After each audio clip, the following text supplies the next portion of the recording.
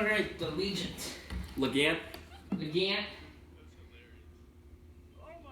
Legent. That's interesting.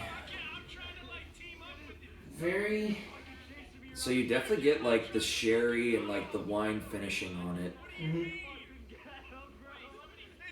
I don't get a lot of standard bourbon notes. No, it's almost like the wine takes most of it. It's like the Thomas Moore's.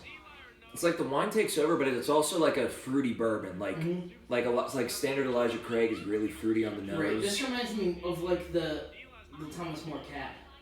It does a little bit, yeah. A little bit lighter fruits.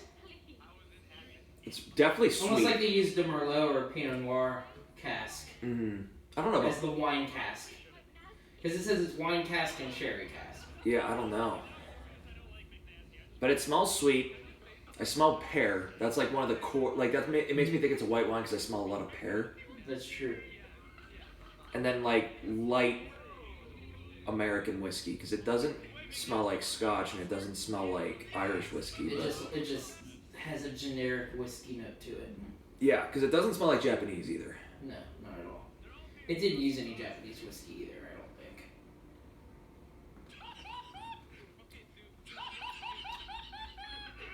That's really sweet. Yes, it is. I get peanut nuts.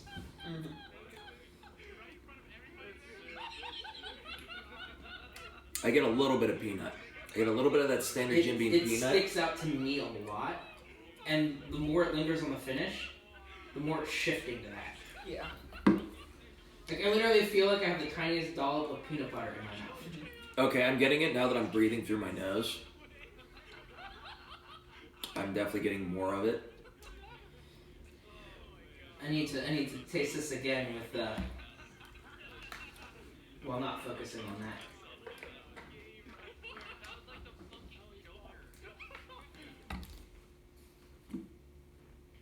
A little bit of a dryness.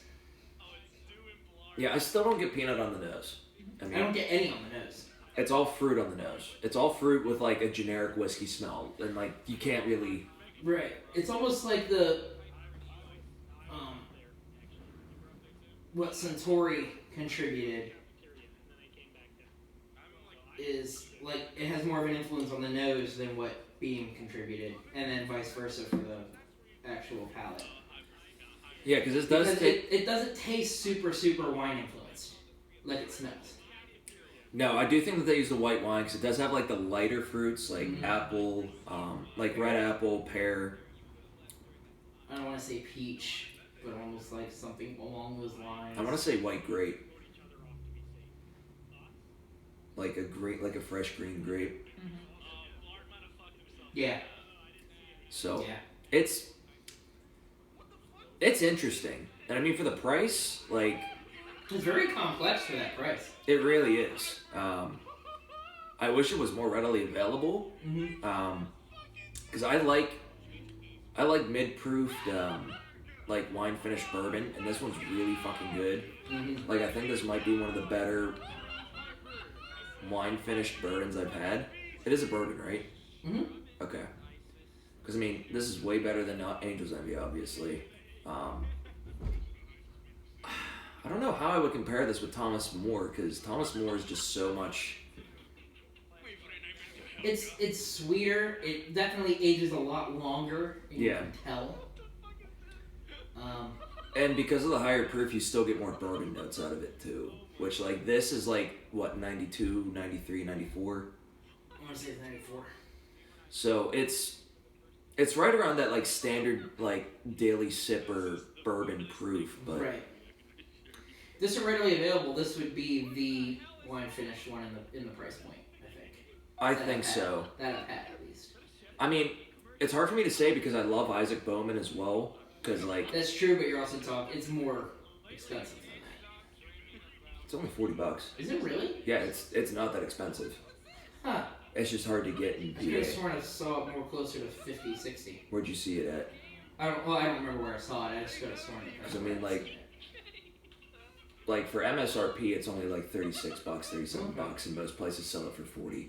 That sounds about right. So Isaac Bowman, like that's definitely different because like you get a ton of port on the front end, and then you get like this peppery Bowman bourbon on the second half of it. This one's more like of a well-rounded bourbon because you get the peanut, you get the sweet. I'm liking the peanut notes a lot. Yeah, the peanut actually goes really well with the fruit. It, like the same way like, you know, trail mix would work with like dried fruit and. That's actually a good way to describe it. Is the tasting notes are almost like a bottle of trail mix. That is so loud, Jesus! And I have the volume way down. That was aggressive. We're watching Soup in the background, so, and they're playing fart noises, bass boosted. But you know, this is trail mix is actually the best way to describe this for a bourbon. Yeah. Like if you can call other bourbons like chocolate or vanilla or brown sugar. I'm gonna skip past that because that's just cursed.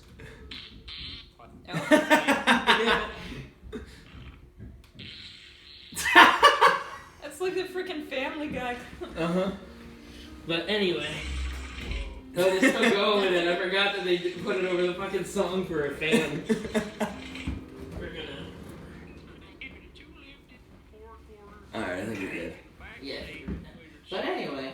It's like dry and sweet, but not dry the way like a tobacco or like leather bourbon is. It's like a light oakiness. It's almost like it's like a dehydrated fruit. Yeah, that's a good way to put it. I would definitely buy this again. Like I would definitely buy a bottle of this if it was more readily available and easy to get. I'm glad that I bit the lid on it. Oh, definitely. I mean, here's the thing. Like a Jim Beam product, you can never go wrong with for the most part, unless it's actually has the Jim Beam name on it. At that point, you're taking a risk, but it's low risk because like most Jim Beam products are dirt cheap. Right. This at $35, it's solid. Oh, it's definitely a solid. Like I might make this a daily sipper if it becomes more readily available. Because yeah, I mean, my other daily sipper is Knob Creek, and I don't need a 100 proof daily sip. Yeah. Bourbon. Yeah.